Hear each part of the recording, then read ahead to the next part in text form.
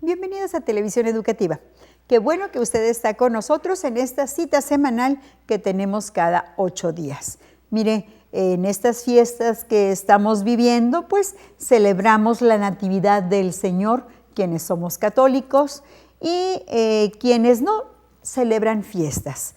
Estas celebraciones se extienden a los grupos étnicos de Sonora. ¿Cómo lo celebran? Aquí en Sonora tenemos algunos grupos étnicos y vamos a hablar de cómo celebran la Natividad o las fiestas decembrinas. Para hablar de ello se encuentra con nosotros el investigador Alejandro Aguilar Seleni, quien pues nos va a hablar, un estudioso de los pueblos indígenas. Maestro, bienvenido, qué bueno que pudo estar con nosotros en esta ocasión nuevamente. Gracias, Shostá, que es como saludan los Comcac, los Seris, y es un gusto estar aquí compartiendo un poco de la riqueza cultural de Sonora y de nuestro país, representada por los pueblos y las comunidades indígenas. Aquí en Sonora, pues los que más se conocen son los yaquis, los seris, triqui, pero hay algunos otros grupos, ¿verdad?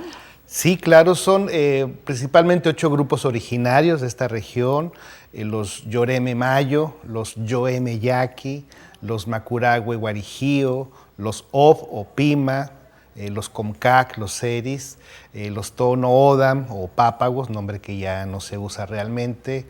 En la sierra están también los Kikapú y los Cucapá.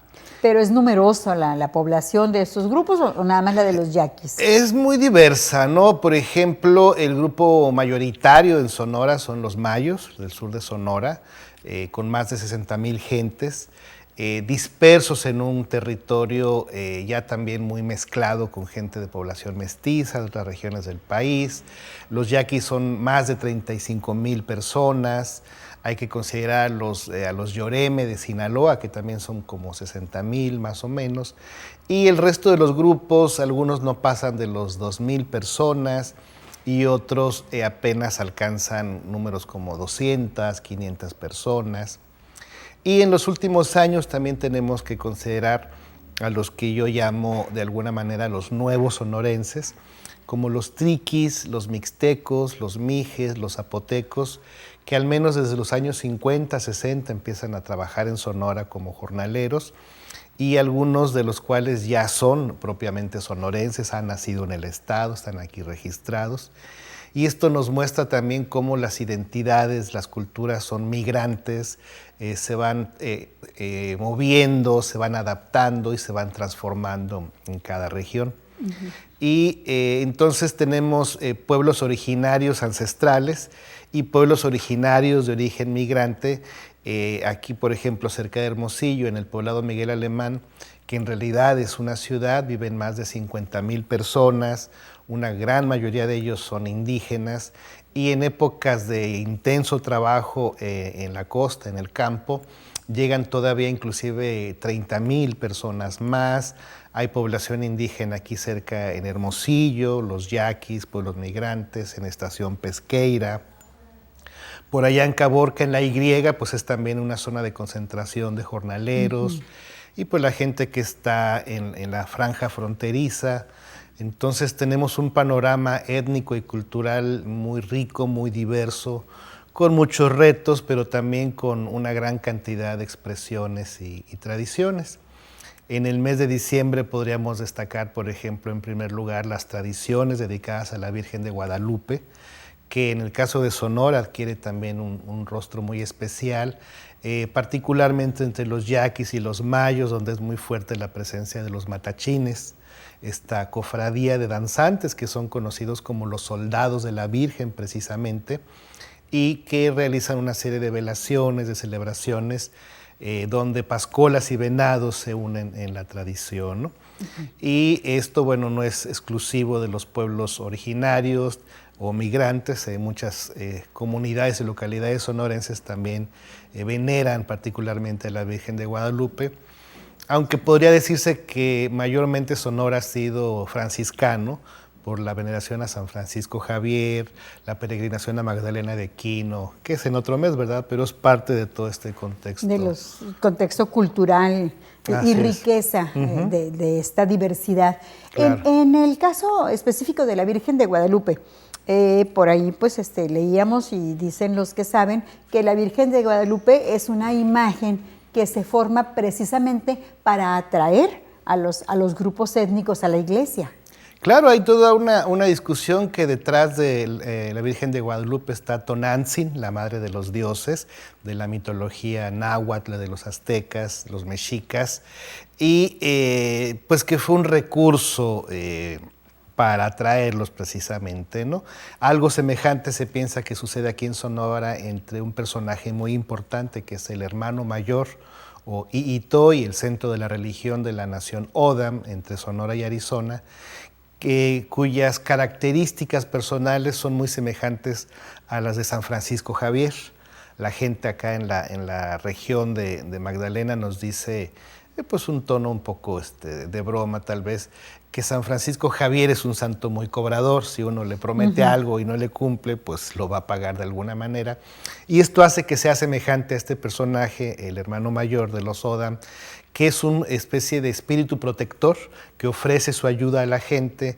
La gente al principio se lo agradece mucho, después nos aparece la envidia y todas estas debilidades humanas que tenemos y tratan de asesinar a este personaje, pero pues como es un ser superior a ellos es imposible. Entonces el hecho es que la religión de los pueblos indígenas, que es muy compleja, muy distinta y muy diversa, se enlaza de alguna manera con la religión católica, y lo interesante aquí es cómo cada grupo va dándole sentido y forma a esta tradición. Por eso mencionaba las cofradías de matachines.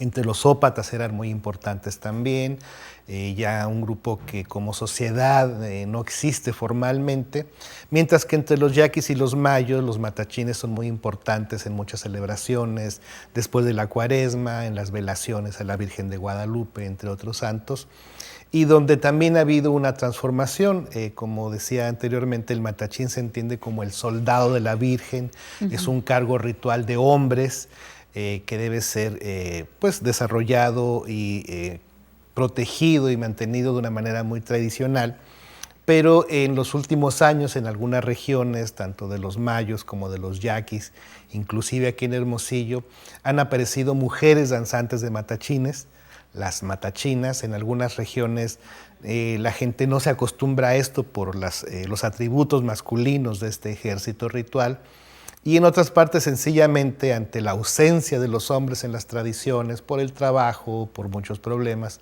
pues las mujeres están entrando a mantener estas tradiciones. Entonces es muy interesante, muy bello acercarse cada año, en este caso a las velaciones de la Virgen de Guadalupe, en los pueblos yaquis, mayos y en muchas regiones del territorio sonorense. Entonces, ¿no? los festejos decembrinos inician con las velaciones a la Virgen de Guadalupe, pues como era antes en los pueblos, y después las posadas. Así es, más o menos es esta lógica. En algunos pueblos la Virgen de Guadalupe va siendo velada casa por casa, en ciertas comunidades hay una relación de gente que quiere recibir a la Virgen en sus casas, y pues es muy importante y muy interesante lo que sucede en torno a la celebración del Día de la Virgen de Guadalupe entre el 11 y 12 de diciembre. Pero sobre todo, pues las tradiciones del nacimiento de Jesús son las que tienen un peso mucho más importante. Hay una característica que tenemos en Sonora, que es algo que debe reconocerse y celebrarse también, es que es precisamente en este periodo, en diciembre, a partir del día 24 o 25 de diciembre, que pueblo por pueblo, cada uno de los 8 pueblos de la tribu yaqui, se reúnen y empiezan a platicar, a discutir en torno a quién será el grupo de nuevos gobernadores tradicionales. En esto hay que destacar históricamente la participación de las mujeres, las quilloste y las cantoras, quienes tienen o han tenido un papel muy importante en saber quién puede ser autoridad, quién mejor que las mujeres para conocernos a los hombres, saber nuestras debilidades, nuestras fortalezas, nuestras características. A veces se dice, bueno, si este no es buen marido, si es tomador, si no cumple, pues no podría ser autoridad, ¿no? Entonces, a través de la iglesia, las mujeres se reúnen, platican con los maestros y esto se va desarrollando hacia todo el complejo sistema de autoridad de los yaquis. Y es así que para el 6 de enero aparece ya el nombramiento de los nuevos gobernadores, quienes estarán en funciones durante un año, a excepción precisamente de la Cuaresma y la Semana Santa, donde a partir del miércoles de ceniza, el gobierno tradicional yaqui entrega su autoridad a la iglesia, señalando que ya no estamos ante un gobierno político, digamos, sino político-religioso.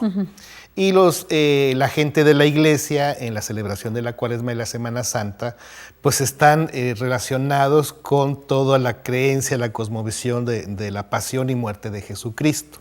Y en este caso del cambio de administración, ¿coinciden las fechas? ¿Fue mera coincidencia o es más allá una renovación de tener pues a otros gobernantes? De alguna manera es una renovación. El caso que funciona de una manera semejante entre los Yoreme Mayo y los yaquis es que hay un orden superior a un dios, Itom Ashai, que es el ser supremo, y que dentro del proceso de asimilación de la enseñanza católica se vincula, se relaciona con Dios, con Jesucristo, y entonces es que se hace este enlace entre el nacimiento del Hijo de Dios y la máxima autoridad. Por eso es en este momento en que se hacen este tipo de cambios.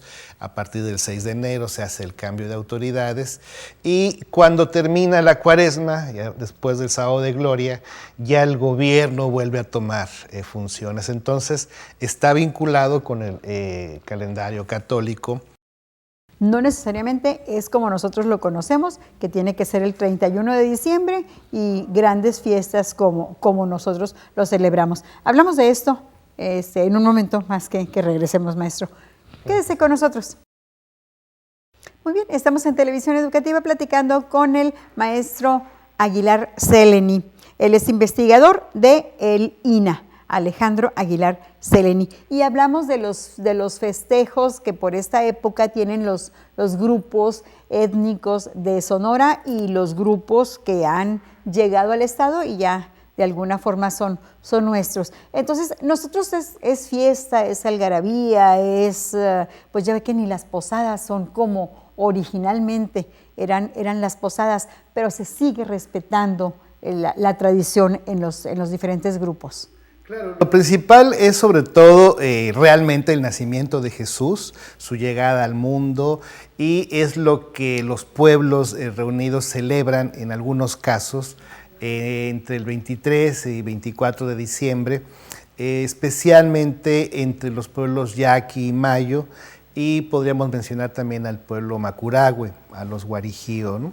Hay una celebración en el pueblo de Torim, uno de los pueblos yaquis, una celebración conocida históricamente que es la danza de los pastores, donde el personaje del Pascola representa a los pastores, es una especie de pastorela tradicional sin que sea un discurso teatral muy formalizado como en otras partes del país, como por ejemplo con los purépechas y en otras regiones, pero es algo muy propio de este pueblo de Torim.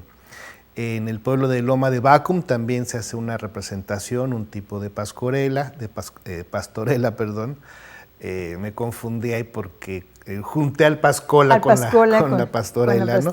Y es que precisamente un personaje que viene siendo clave en estas conversiones festivo-religiosas es el Pascola, el que conocemos como acompañante de la danza del venado, y que es un ejemplo también de este proceso llamado sincretismo, donde distintas culturas se van amalgamando para crear una cosa diferente.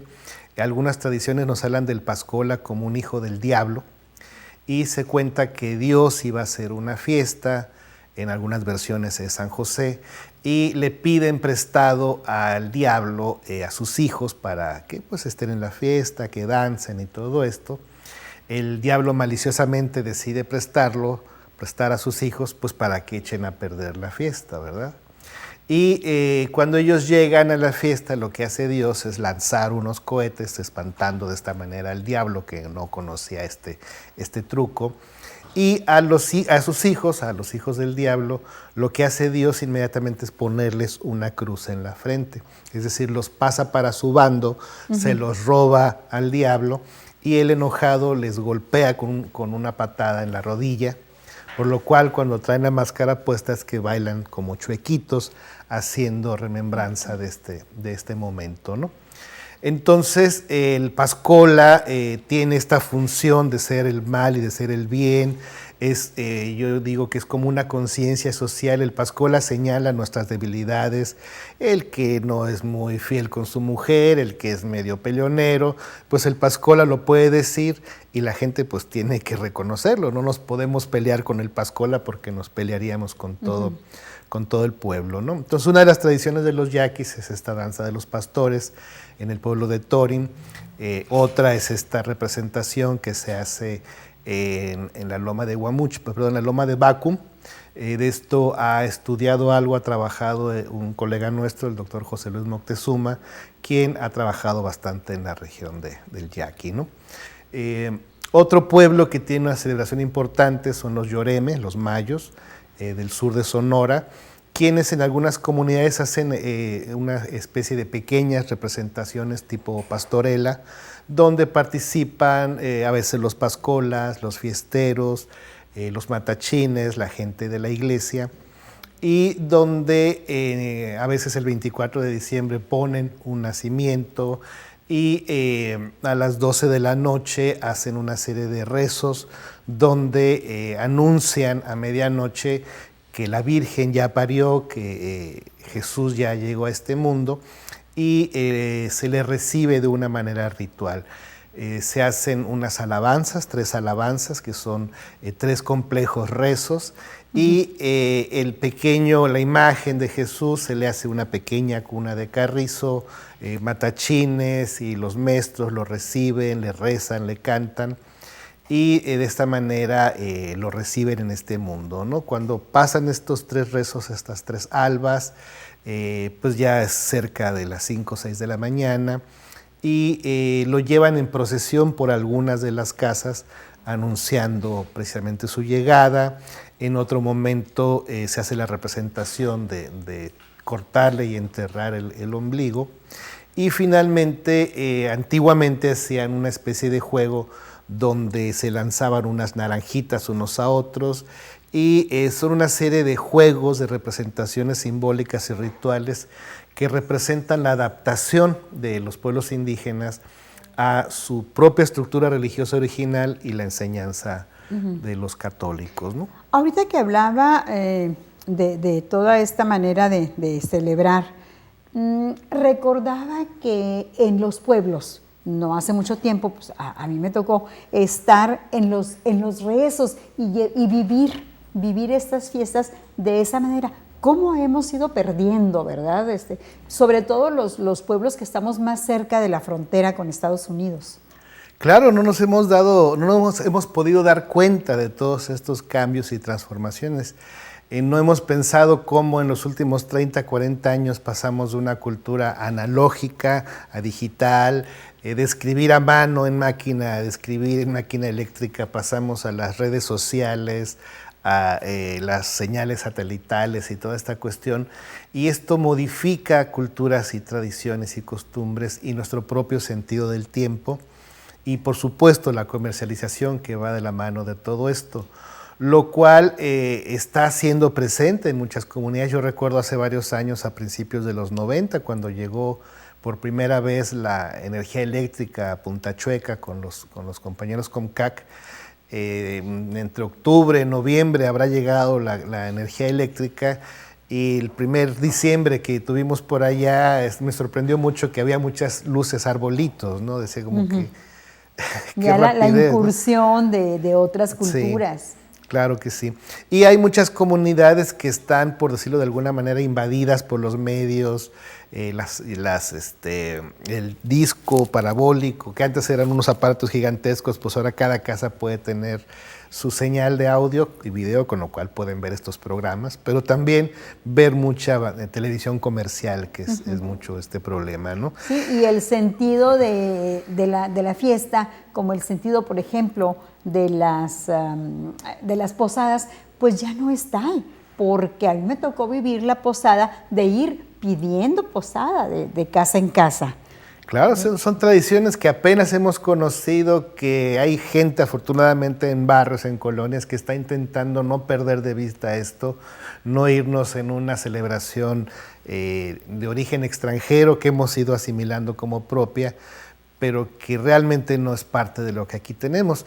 Es, digamos, muy reciente que los pueblos indígenas piensen en el Santo Claus o en los Reyes Magos que van a traer regalos a los niños, que son más propias de otras partes del país. Lo que se destaca aquí en Sonora es este intento de conservar una convivencia comunitaria, tradicional, donde participan pascolas, los venados eventualmente en alguna parte de estas celebraciones, la danza de los matachines, los maestros, que son los líderes religiosos en cada iglesia, las cantoras y el pueblo en general. Hay estas tradiciones de ir casa por casa, de hacer estas procesiones. Pues hoy en día no son tan sencillas como antes, las comunidades han crecido mucho, esto ha implicado también problemas urbanos, problemas de seguridad, y todo esto de una u otra manera pues va impactando a la tradición. Otro de los pueblos que tiene celebración entre el 24 y 25 de diciembre aquí en Sonora son los Macurahue, los Guarijío, particularmente los que viven en un lugar muy importante que se llama la Colonia Macurahue, que está junto a San Bernardo, en el municipio de Álamos, que en realidad es una colonia de refugiados, podemos decir, de gente que ha bajado de la parte alta de la sierra que colinda con Chihuahua por motivo de la violencia, del narcotráfico y todo esto. Eso ha hecho que esta gente llegue a este lugar, que funda en esta colonia Macurahue, y el 24 de diciembre hacen una fiesta estilo cavapisca, dicen ellos. La cavapisca es una ceremonia de carácter agrícola dedicada al maíz, a San Isidro Labrador, pero en este caso lo hacen como, digamos, en homenaje y agradecimiento al nacimiento de Jesús. Lo que es muy interesante también en este sentido es que han ido encontrándose y fortaleciéndose y uniéndose con población Yoreme Mayo de la región de Macoyagüe, de estas comunidades Mayo que están en Álamos, que a veces hemos olvidado, no conocemos, y en las oportunidades que hemos tenido de platicar con gente de Macurahue y con gente Yoreme, nos fueron comentando, nos decía la gente Yoreme, bueno, nos dimos cuenta que los guarijíos se reunían en estas fechas, que traían el pascola, los guarijíos casi no usan la danza de venado, pero hacen toda la celebración, que es el trabajo de los pascolas, digamos. Entonces, los compañeros Yoreme, los mayos, sintieron la necesidad de acercarse a la zona guarijío, de compartir música, danza, los tamalitos, un menudo, y de esta manera pues unirse y tratar de conservar mutuamente identidades hermanas, podemos decir. Es que van enriqueciendo la tradición que pudiéramos tener nosotros, se va allegando de nuevas tradiciones y se enriquece, y este panorama pues ofrece más opciones de conocimiento para las nuevas generaciones. ¿Hay algo en estas fechas que pudiéramos visitar? Pues ahorita están de vacaciones los niños de las escuelas, y que pudieran conocer de cerca pues este tipo de tradiciones. Pues hay que acercarse a las comunidades indígenas, en este caso con los yaquis. Bueno, está lo que mencionaba, el pueblo de Torim, el pueblo de la Loma de Bacum, entre los mayos la comunidad del Júpare. Aquí en Hermosillo, por ejemplo, ahí donde trabajo en el Instituto de Antropología, hemos ido teniendo una relación con gente del barrio de La Matanza, y pues compartimos una mañana, llevamos algunos regalitos a los niños de los barrios, y es una manera que nos permite como una institución dedicada al patrimonio cultural, pues tener una convivencia con las comunidades vivas, presentes, y de esta manera reflexionar sobre la riqueza de nuestra diversidad cultural. Afortunadamente puedo decir que los pueblos están siendo muy conscientes de la importancia y riqueza de su patrimonio. En diversas partes estamos encontrando cómo a través de los teléfonos celulares y las redes sociales es posible acercarnos un poco más a comunidades distantes, a comunidades donde no pensaríamos en ir. Y es de señalarse que de los años 80 hacia acá, la sociedad sonorense en general y en el país hemos estado buscando una reflexión sobre la diversidad cultural, sobre la importancia de nuestro origen e identidad. Yo recuerdo cómo hace años las fechas del Halloween eran impresionantes en el estado, ¿no? Toda esta tradición norteamericana. Alguna gente se indignaba y decía, bueno, ¿por qué no hacemos las tradiciones de Día de Muertos? Y se empezó a incorporar la tradición del sur del país, ¿no? Las calaveritas y todo este mundo maravilloso, pero que propiamente no era sonorense, ¿no? Nos hemos ido apropiando de él, pero no eran tampoco realmente nuestras tradiciones.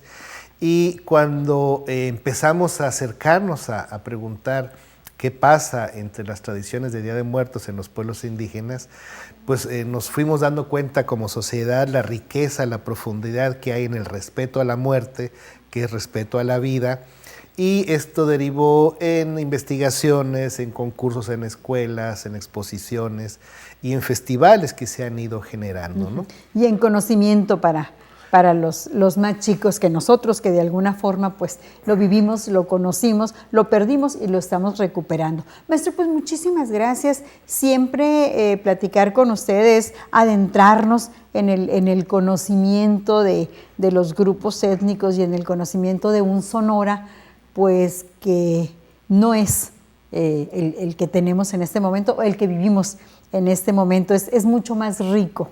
Claro, sí, hay mucho que conocer, mucho que aprender, y es muy importante que este programa nos permita no solamente dar a conocer nuestros trabajos en libros, en congresos académicos, sino llegar a comunidades.